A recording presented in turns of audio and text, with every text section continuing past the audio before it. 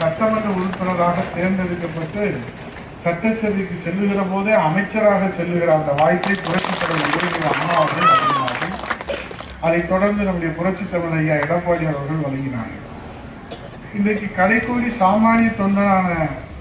இந்த ஆர்பி உதயகுமார் என்கிற சாமானிய தொண்டன் இன்றைக்கு கோட்டையிலே முதல் வரிசையிலே அமர்ந்து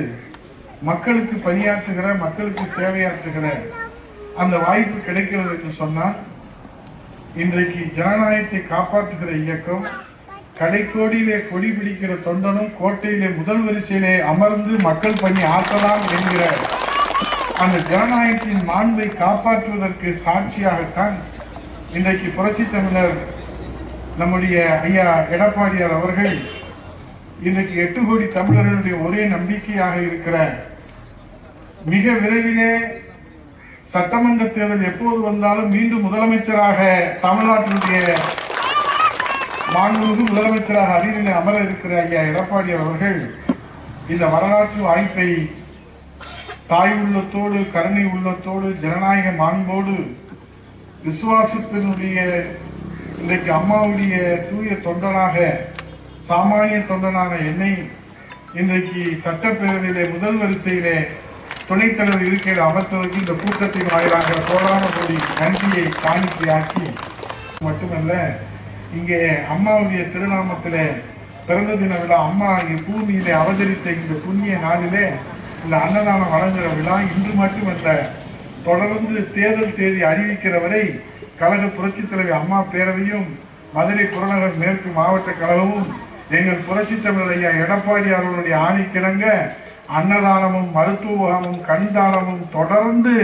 பட்டி தொட்டியெங்கும் நடத்துவோம் என்பதற்கு எடுத்துக்காட்டாக இந்த நிகழ்ச்சியை என் அருமை சகோதரன் தமிழழகன் அவர்கள் தலைமையிலே அன்பழகன் அவர்கள் எடுத்து வைத்ததற்கு நான் நன்றியை பட்ஜெட் என்று ஒன்று அறிவித்தார்கள். அந்த பட்ஜெட்டிலே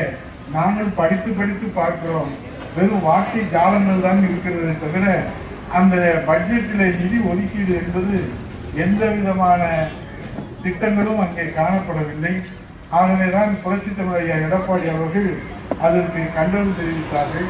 அது மாத்திரமல்ல, நேற்றைய தினம் காவேரி உரிமைக்காக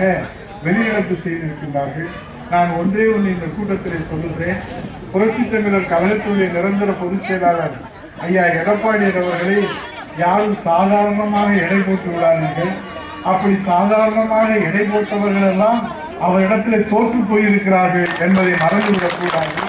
ஆகவே மாண்புமிகு முதலமைச்சர் முத்துவேல் கருணாநிதி ஸ்டாலின் அவர்களே ஒரு சாமானிய தொண்டனாக, கிளைக்கழக செயலாளராக தன்னுடைய பொது வாழ்க்கையை தொடங்கி இன்றைக்கு கழகத்தினுடைய 2 கோடி தொண்டர்களை கொண்டிருக்கின்ற 52 ஆண்டுகள் நிறைவு செய்திருக்கிற நம்முடைய அனைத்து இந்திய அண்ணா திராவிட முன்னேற்ற கழகம் என்கிற மாபெரும் மக்கள் இயக்கத்தினுடைய இன்றைக்கு ஒப்புயர்த்த தலைவனாக, வழிகாட்டியாக, இந்த தாய் தமிழ்நாட்டுக்கே வழிகாட்டுகிற, இந்திய திருநாட்டுக்கே வழிகாட்டுகிறக்கூடிய ஒரு ஆற்றலும் வல்லமையும் தன்னுடைய உழைப்பால் உயர்ந்த உத்தமர் புரட்சி தமிழர் ஐயா எடப்பாடி அவர்களை யாராவது மதிப்பீடு குறைவாக, அவரை குறைவாக மதிப்பீடு செய்தார்களானால் அது அவர்கள் செய்கிற தவறு. நிச்சயமாக உறுதியாக இந்த தாய் தமிழ்நாட்டு மக்களை வழிகாட்டுகிற முதலமைச்சர் அரியணையிலே புரட்சி தமிழர் ஐயா எடப்பாடியால் அமர்வது உறுதி. ஆகவே அவரை குறைத்து மதிப்பிட்டு தப்பு கணக்கு போட்டவர்கள் எல்லாம் அவரிடத்தில் தோற்று போய் இருக்கிறார்களே தவிர அவரை வெல்லுவதற்கு யாரும் இல்லை என்பதை அவர் தன்னுடைய உழைப்பால், மக்களுடைய பேர் ஆதரவால், அம்மா அவர்களுடைய ஆன்மாவின் ஆட்சியோடு, புரட்சித்தருடைய ஆன்மாவின் ஆட்சியோடு நிரூபித்து காட்டியிருக்கிறார். 4.5 ஆண்டு காலம் அம்மா உயிரை கொடுத்து உருவாக்கிய அந்த புனித அரசை இந்த நாட்டு மக்களின் நலனுக்காக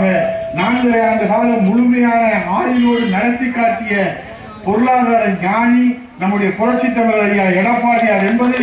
இந்த நேரத்திலே இந்த நாட்டு மக்கள் நிரூபித்து காட்டியிருக்கிறார்கள். ஆகவே வருகிற நாடாளுமன்ற தேர்தலிலே நீங்கள் அனைவரும் புரட்சி தமிழர் ஐயா எடப்பாடியாருடைய கரத்தை வலுப்படுத்துகின்ற வகையிலே ஆதரவு நல்க வேண்டும் என்று உங்களை வணங்கி கேட்டு